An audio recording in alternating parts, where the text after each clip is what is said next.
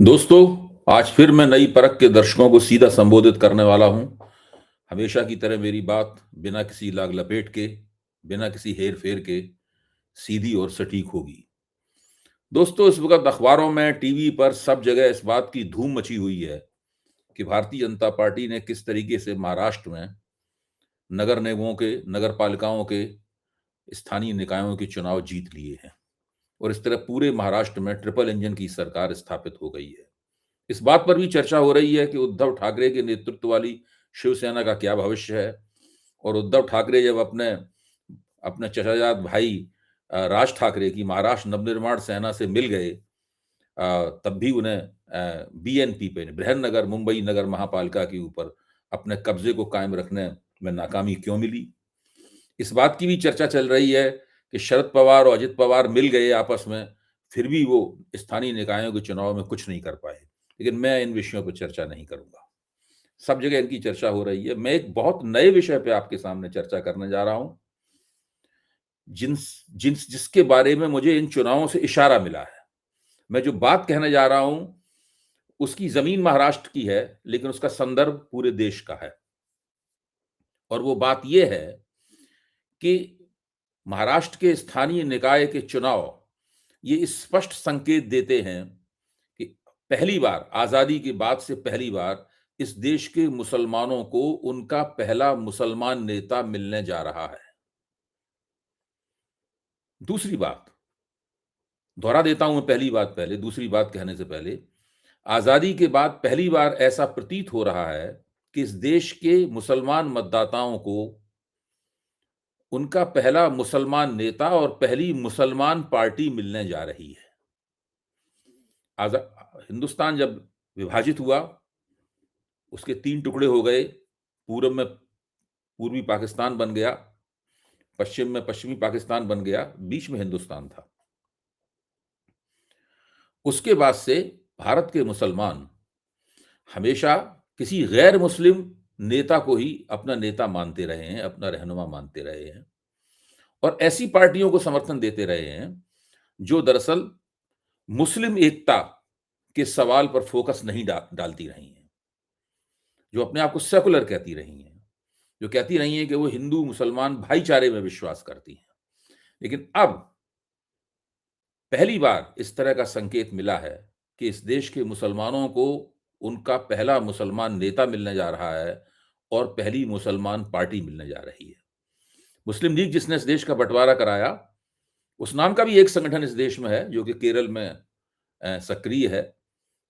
चुनाव जीतता हारता रहता है, कांग्रेस के साथ गठजोड़ में, कांग्रेस के साथ गठजोड़ की राजनीति करता है, लेकिन देश भर के मुसलमानों के लिए उसका कभी कोई महत्व नहीं रहा।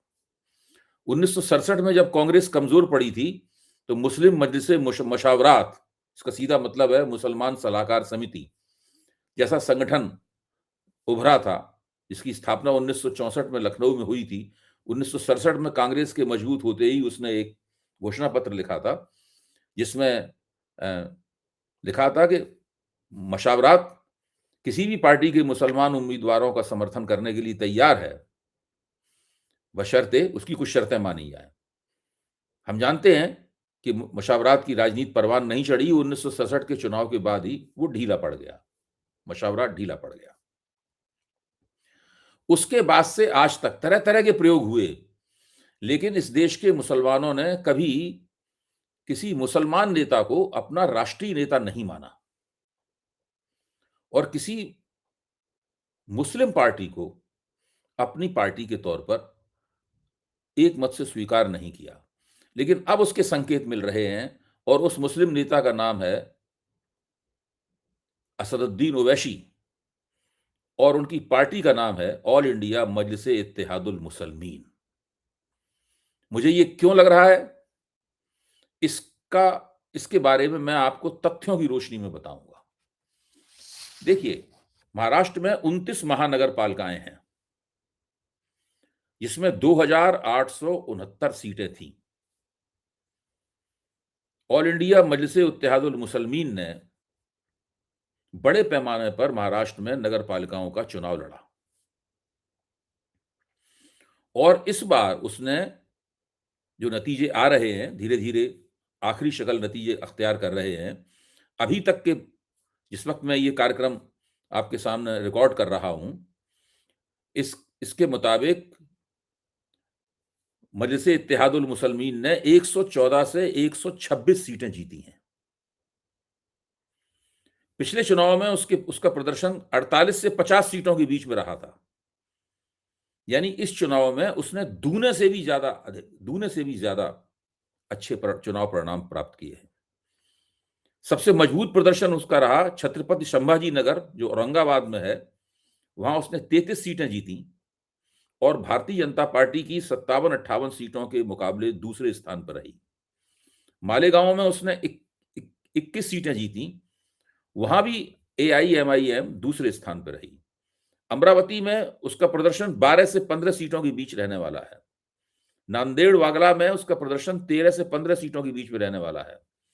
धुले में उसने 10 सीटें जीती हैं, सोलापुर में 8 सीटें जीती हैं और बृहन मुंबई महानगर पालिका में बीएमपी में पहली बार उसने एक मजबूत उपस्थिति दर्ज की है। 6 से 8 के बीच में सीटें उसे मिलने वाली हैं।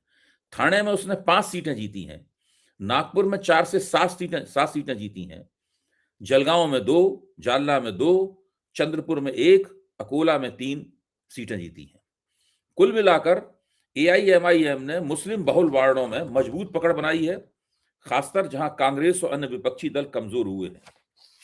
पार्टी ने इन वार्डों में मुसलमानों के लिए बुनियादी सुविधाएं और नुमाइंदगी के सवाल पर फोकस किया। असदुद्दीन ओवैसी ने इन चुनावों में बहुत मेहनत की। उन्होंने घर घर जाकर चुनाव प्रचार किया और अब एक ऐसी स्थिति बिहार चुनाव के बाद अब एक ऐसी स्थिति साफ तौर पर दिखाई पड़ रही है कि मुसलमान वोटों ने उन पार्टियों को वोट देने के बारे में पुनर्विचार करना शुरू कर दिया है जिन पार्टियों को वो आज तक वोट देते रहे हैं। महाराष्ट्र में मुसलमानों के वोट मोटे तौर पर कांग्रेस को मिलते रहे हैं या फिर वे वोट शरद पवार की पार्टी को मिलते रहे हैं। इस बार उन मुसलमानों ने बड़े पैमाने पर यह तय किया कि वे ऑल इंडिया मजलिस-ए-इत्तेहादुल मुसलमीन यानी असदुद्दीन ओवैसी की पार्टी को समर्थन देंगे। इससे पहले बिहार के सीमांचल में लगातार 2 विधानसभा चुनावों में एआईएमआईएम ने जबरदस्त प्रदर्शन किया। पिछले विधानसभा चुनाव में और इस विधानसभा चुनाव में दोबारा एआईएमआईएम ने अच्छा प्रदर्शन करके राष्ट्रीय जनता दल के जो भी इरादे थे वो बेकार कर दिए। दोस्तों, पुराने हैदराबाद में जहां एआईएमआईएम का दरअसल जन्म हुआ और जो उसका बुनियादी आधार है, वहां पर उसका प्रभाव है, उसके प्रभाव में आज तक क्षय नहीं हुआ है। ये सब बातें हमें क्या बताती हैं? ऐसी बात नहीं, असदुद्दीन ओवैसी कहीं पराजित नहीं होते। उत्तर प्रदेश में जब भी वो चुनाव लड़ते हैं, उनके हाथ कुछ नहीं लगता। पश्चिम बंगाल में पिछले में बहुत धूमधाम से वो उतरे थे ममता बनर्जी के मुकाबले। पश्चिम बंगाल में मुसलमान वोटों की संख्या करीब 27 से 28% तक जाती है। उनके हाथ कुछ भी नहीं लगा, वो कुछ भी नहीं कर। इस बार फिर वो वहां पर अपनी दावेदारी करेंगे और एक जो टीएमसी से, तृणमूल कांग्रेस से निलंबित विधायक हैं हुमायूं कबीर, उनकी नई पार्टी के साथ में संभवतः उनका गठजोड़ होगा और फिर से वो एक बार कोशिश करेंगे। पता नहीं वहां पर क्या होगा। मुख्य बात यह है कि देश के कुछ हिस्से ऐसे हैं जहां पर मुसलमान मतदाता सोचने लगे हैं कि वे कांग्रेस को क्यों वोट दें, वे अपने आप को सेकुलर कहने वाली पार्टियों को क्यों वोट दें, वो सामाजिक न्याय का समर्थन करने वाली पार्टियों को क्यों वोट दें। जैसे राष्ट्रीय जनता दल सामाजिक न्याय का समर्थन करने वाली पार्टी अपने आप को मानती है और उसी तरीके से पेश करती है। उत्तर प्रदेश में समाजवादी पार्टी अपने आप को सामाजिक न्याय का समर्थन करने वाली पार्टी के रूप में देखती है। उत्तर प्रदेश में भी हो सकता है कि इस चुनाव में जब इत्तेहादुल मुसलमीन उतरे तो पिछले चुनाव के मुकाबले वो कुछ मुसलमान वोटों को अपनी ओर अपेक्षाकृत अधिक खींच पाने में कामयाब हो। ये इस बात की पूरी संभावना है, क्योंकि इस पार्टी ने दिखाया है कि जिन जगहों पर मुसलमान वोटों की संख्या ज्यादा होती है, यानी वो काफी प्रभावी होते हैं, वहां पर वो इस रणनीति पर कामयाबी से अमल कर सकती है कि हिंदू वोट अन्य उम्मीदवारों के बीच में बंट जाएं और मुसलमान वोट एकजुट होकर ओवैसी की पार्टी की तरफ चले जाएं। ये वो रणनीति है जिसे पुराने हैदराबाद शहर में असदुद्दीन ओवैसी के पिता सुल्तान असदुद्दीन ओवैसी ने परफेक्ट किया था। यानी इस रणनीति को उन्होंने बार बार कामयाबी से लागू किया था। अब मैं थोड़े से इतिहास में जाऊंगा, उससे आपको एक ये पूरी बात और स्पष्ट होगी। 1967 में जब कांग्रेस पूरे देश में कमजोर दिखाई देने लगी और 10 राज्यों में 10 विधानसभा क्षेत्र 10 राज्यों की विधानसभा चुनाव में कांग्रेस पराजित हो गई, अपनी सरकार नहीं बना पाई, बहुमत नहीं प्राप्त कर पाई और वहां संयुक्त विधायक दलों की सरकारें बनी, जिसे गैर कांग्रेसवाद की राजनीति कहते हैं। उस वक्त देश के कई मुसलमान नेताओं को लगा कि अब वो मुसलमानों का समर्थन कांग्रेस से कुछ खींच सकते हैं। इसीलिए मुस्लिम मजलिस मुशावरात ने अपना दावा पेश किया। इसका मैंने इस कार्यक्रम की शुरुआत में ही जिक्र किया था। लेकिन जब मशावरात के समर्थन से कई पार्टियों में मुसलमान उम्मीदवार जीते, तो फिर मशावरात ने भी देखा और अन्य लोगों ने भी देखा कि वे उम्मीदवार मशावरात के घोषणा पत्र में दी गई शर्तों के मुताबिक आचरण नहीं कर पाए, क्योंकि पार्टियों की अपने उम्मीदवारों के ऊपर बहुत ही कड़ी पकड़ थी। उन्होंने उनको मशावरात की दी हुई शर्तों पर काम करने से रोका और अपने घोषणा पत्र पर काम करने के लिए मजबूर किया।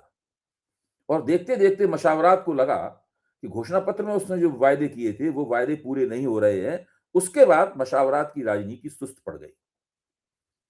फिर उत्तर प्रदेश में मुस्लिम मजलिस का उभार हुआ 1968 में और आंध्र प्रदेश में सुल्तान सलाउद्दीन ओवैसी ने मजलिसे इत्तेहादुल मुसलमीन की स्थापना की। सुल्तान सलाउद्दीन ओवैसी कांग्रेस की राजनीति करते थे। वो कई बार कांग्रेस के विधायक रह चुके थे और कुछ समय के लिए आंध्र प्रदेश विधानसभा के अध्यक्ष के तौर पर भी उन्होंने काम किया था। उनकी काफी अच्छी प्रतिष्ठा थी। उनकी दूसरी विशेषता यह थी कि वो उर्दू में बहुत ही शानदार तकरीर दिया करते थे। बहुत ही प्रभावशाली भाषण होता था उनका। और हैदराबाद संसदीय क्षेत्र में वो लगातार ये प्रयोग करते रहे। उन्होंने 1984 में, 1989 में और 1991 में लगातार ये प्रयोग करके दिखाया कि हिंदू वोट बढ़ जाएंगे, मुसलमान वोट एकजुट हो जाएंगे, जिससे वो बार बार चुनाव जीतते थे। लेकिन वो अपने जीवन में कभी ये नहीं दिखा पाए कि हैदराबाद संसदीय क्षेत्र में जो रणनीति कामयाब होती है वो रणनीति देश के अन्य क्षेत्रों में भी कामयाब हो सकती है। उनके दो बेटे हुए, अकबरुद्दीन ओवैसी और असदुद्दीन ओवैसी। असदुद्दीन ओवैसी पहले क्रिकेट के शौकीन थे, क्रिकेट खेला करते थे। एक बार अभी पिछले दिनों उन्होंने एक अंग्रेजी अखबार में क्रिकेट के ऊपर एक लेख भी लिखा था। और इन दोनों बेटों ने अपने पिता सुल्तान सलाउद्दीन ओवैसी की विरासत को संभाला, राजनीतिक विरासत को संभाला और काम का आपस में बंटवारा कर लिया। अकबरुद्दीन ओवैसी ने सोचा कि वो हैदराबाद में अपने पिता के बनाए हुए आधार को बनाए रखने की गारंटी करेंगे। वो हैदराबाद की उन्होंने राजनीति की और असदुद्दीन ओवैसी ने तय किया कि वो सारे देश में घूम घूम कर अपने पिता की राजनीतिक विरासत को आगे बढ़ाएंगे। असदुद्दीन ओवैसी चूंकि कानून के विद्यार्थी रहे, उन्होंने बैरिस्ट्री पास की, तो उन्होंने संविधान की भाषा बोलने का निर्णय लिया और अकबरुद्दीन ओवैसी ने वही भाषा बोलने का निर्णय लिया जो उनके पिताजी बोला करते थे। यानी मुसलमानों को धार्मिक आधार पर गोलबंद करने का उन्होंने फैसला किया और धार्मिक आधार पर गोलबंद करने की राजनीति करके उन्होंने पुराने हैदराबाद में अपने जनाधार को बनाए रखने की गारंटी की। असदुद्दीन ओवैसी ने सारे देश में घूम घूम कर यह दावा किया कि मुसलमानों को उनके संविधान सम्मत अधिकार नहीं मिल रहे हैं। उन्होंने कहा कि अन्य पार्टियां मुसलमानों के वोट तो ले लेती हैं, लेकिन संविधान के तहत उन्हें जितनी सत्ता में हिस्सेदारी मिलनी चाहिए, विधानसभाओं में और लोकसभा में जो जितना प्रतिशत हिस्सेदारी मिलनी चाहिए वो उन्हें नहीं मिलती। मुसलमानों के वोट ले लिए जाते हैं, बदले में उन्हें भाजपा का डर दिखा दिया जाता है और बदले बदले में उन्हें कुछ नहीं प्राप्त होता। ये इसी बात का वो लगातार एक संविधान परस्त भाषा में लगातार सारे देश में घूम घूम कर प्रचार कर रहे हैं। दोनों ही भाई अपने पिता की तरह उर्दू में बहुत ही शानदार भाषण देते हैं। दोनों बहुत अच्छे वक्ता हैं। और असदुद्दीन ओवैसी ने पत्रकारों से बातचीत करने में, प्रेस कॉन्फ्रेंसेस करने में, विभिन्न राष्ट्रीय मुद्दों पे हस्तक्षेप करने में, संसद के भीतर और संसद के बाहर बोलने में भी काफी महारत हासिल की है। वो टीवी चैनलों में बड़े लोकप्रिय हैं। उनका चेहरा बार-बार प्रत्येक दिन तकरीबन स्क्रीन पर आता टीवी स्क्रीन पर आता है। तो अकबरुद्दीन ओवैसी को तो लोग तक ना पहचानते हैं, ना उनकी बात जानते हैं कि उनकी राजनीति पूरी पुराने हैदराबाद में ही सीमित है। उनकी आमतौर पर चर्चा भी नहीं होती। लेकिन उनके भाई असदुद्दीन ओवैसी पूरे देश में मुसलमानों के एक संभावित राष्ट्रीय नेता के तौर पर देखे जाने लगे। लेकिन उस संभावना को साकार करने के लिए उन्हें चुनाव में अच्छा प्रदर्शन करना जरूरी था और अब उन्होंने चुनावों में भी बेहतर प्रदर्शन करना शुरू कर दिया है।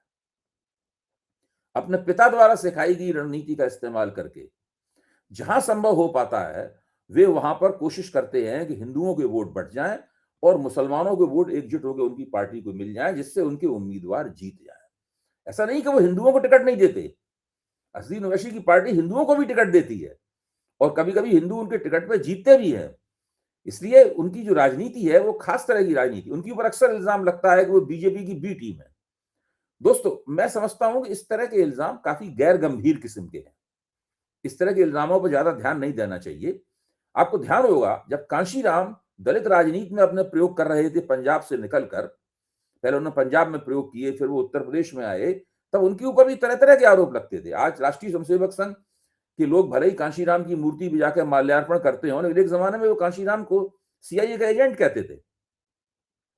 मैं आपको बताना ये चाहता हूं कि ऐसे समाज की राजनीति पर आधारित पार्टियां जिनका प्रतिशत आबादी में बहुत ज्यादा नहीं है, जैसे पूरे देश में दलितों का प्रतिशत 15% है, मुसलमानों का प्रतिशत भी पूरे देश में 15-16% के आसपास है। जब आप उनके वोटों के आधार पर राजनीति करेंगे तो उस राजनीति का पैटर्न तकरीबन एक सा ही होगा। जिस तरह दलित राजनीति का पैटर्न कांशीराम के जमाने में से अगर आप देखें जिस तरह का था, कांशीराम कभी किसी पार्टी को हराते हुए नजर आते थे, कभी खुद जीतते हुए नजर आते थे, कभी कहा जाता था कि उनके खड़े होने से इस पार्टी को नुकसान होगा, उस पार्टी को फायदा होगा। बिल्कुल ऐसी ही बात है असदुद्दीन ओवैसी और उनकी ऑल इंडिया मजलिस इत्तेहादुल मुसलमीन के बारे में की जाती है।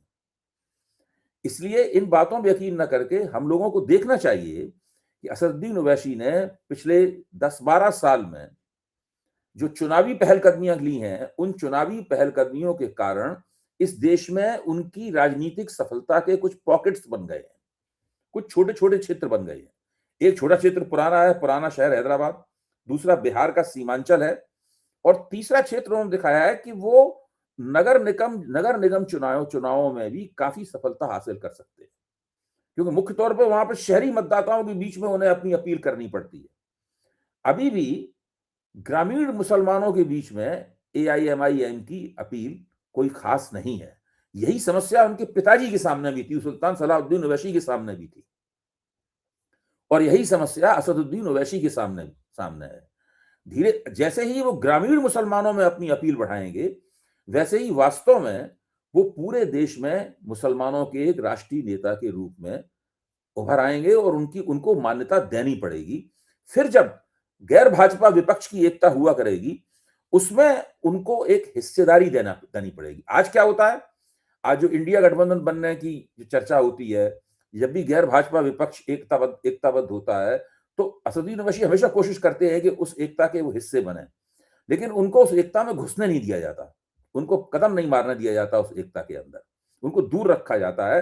क्योंकि राष्ट्रीय जनता दल, कांग्रेस, समाजवादी पार्टी और ऐसे ही अन्य दलों को लगता है कि अगर इस व्यक्ति को हमने इस एकता में आने दिया तो फिर मुसलमान वोटों के ऊपर उनकी अपनी दावेदारी में ये व्यक्ति बड़ी हिस्सेदारी प्राप्त करेगा और धीरे धीरे इसकी हिस्सेदारी बढ़ती चली जाएगी, क्योंकि ये मुसलमानों को पसंद आने वाली भाषा बोलेगा, जो भाषा हम नहीं बोल सकते, क्योंकि हमें हिंदू वोट भी चाहिए।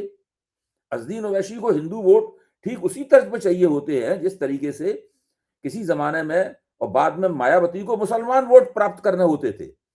मायावती मुसलमानों को जब टिकट देती थी तो कहती थी कि हम आपको दलित वोट दिलवाएंगे, बदले में आप अपने वोट लाइए। अजीज ओवैसी जब हिंदुओं को टिकट देंगे तब वो कहेंगे कि हम आपको मुसलमान वोट दिलवाएंगे, बदले में आप अपने कुछ हिंदू वोट लाइए। तो मैं ही समझता हूं कि असदुद्दीन ओवैसी की राजनीति की तुलना हमें कांशीराम की बहुजन समाज पार्टी की शुरुआती राजनीति से करनी चाहिए। मुझे इन दोनों के बीच में कुछ समानता दिखती है, सारी समानताएं नहीं है, बहुत सारे अंतर भी आपको दिखाई पड़ेंगे। दोनों का तरीका, रवैया सब बिल्कुल अलग अलग अलग है। कांशीराम बहुजन राजनीति की थीसिस पे चलते थे, भले ही वो थीसिस कभी जमीन पे नहीं उतर पाई। असदुद्दीन ओवैसी के पास ऐसी कोई बहुजन राजनीति की थीसिस नहीं है। वो मुख्य तौर पर मुसलमानों की राजनीतिक एकता की जाए, इस एजेंडे पर चलते हैं। उनकी पार्टी का नाम ही ये है, इत्तेहादुल मुसलमीन, मुसलमानों की एकता करने वाली पार्टी। यही उनकी पार्टी है। तो दोस्तों, महाराष्ट्र की महानगर पालिकाओं के चुनावों ने एक राष्ट्रीय संकेत दिया है। इसको समझने की जरूरत है। अगर हम आज इसे नहीं समझेंगे तो कल पछताएंगे कि भारत के मुसलमानों को उनका पहला मुसलमान नेता प्राप्त होने जा रहा है और पहली मुसलमान पार्टी उन्हें प्राप्त होने जा रही है। कुल मिला के मैं समझता हूं कि देश में जो हिंदुत्व की राजनीति हो रही है, उसकी प्रतिक्रिया में एक ना एक दिन ऐसा होना ही था। और जब ऐसा ठीक से हो जाएगा, उस दिन भारतीय जनता पार्टी को हिंदुओं की प्रतिक्रिया मूलक गोलबंदी करने में और भी ज्यादा आसानी होगी, क्योंकि फिर वो एक मुसलमानों की पार्टी हो जाएगी, जो स्वाभाविक रूप से मुसलमानों की पार्टी होगी। उसका नेता ही मुसलमान होगा, उसकी पार्टी का नाम भी ऑल इंडिया मजलिस इत्तेहादुल मुसलमीन होगा। और एक हिंदुओं की पार्टी होगी, जो आज भी है, इसका नाम भारतीय जनता पार्टी है। अब ये जो नजारा बन रहा है देश में, एक हिंदू की पार्टी, एक मुसलमानों की पार्टी, हिंदुओं की पार्टी स्थापित हो चुकी है और संकेत मिल रहे हैं, शुरुआती संकेत मिल रहे हैं कि आगे चलकर राजनीति ये करवट भी ले सकती है कि एक मुसलमानों की पार्टी ही बन जाए। दोस्तों, आज बस इतना ही। आज की सीधी बात खत्म करने से पहले मैं आपके अपने चैनल नई परख के बारे में कुछ और भी कहना चाहता हूं। आप सभी ने नई परख को इतना प्यार दिया है, इसके लिए सभी दर्शकों का तहे दिल से शुक्रिया। अगर आप चाहते हैं कि मैं आपके लिए अलग से कंटेंट बनाऊं, आपकी टिप्पणियों पर प्रतिक्रिया करूं या आपके सुझावों पर चर्चा करूं, तो आप हमारे चैनल के साथ खास तरह से जुड़ सकते हैं। अगर आप नई परख चैनल का हिस्सा बनते हैं तो आप मेरे वीडियो बाकी सब्सक्राइबरों से 1 घंटे पहले देख पाएंगे। मैं आपकी बातों का जवाब दूंगा, आपके लिए हर दिन स्पेशल शो करूंगा और आपके सुझाव अपने वीडियो में शामिल करूंगा। आज के लिए बस इतना ही।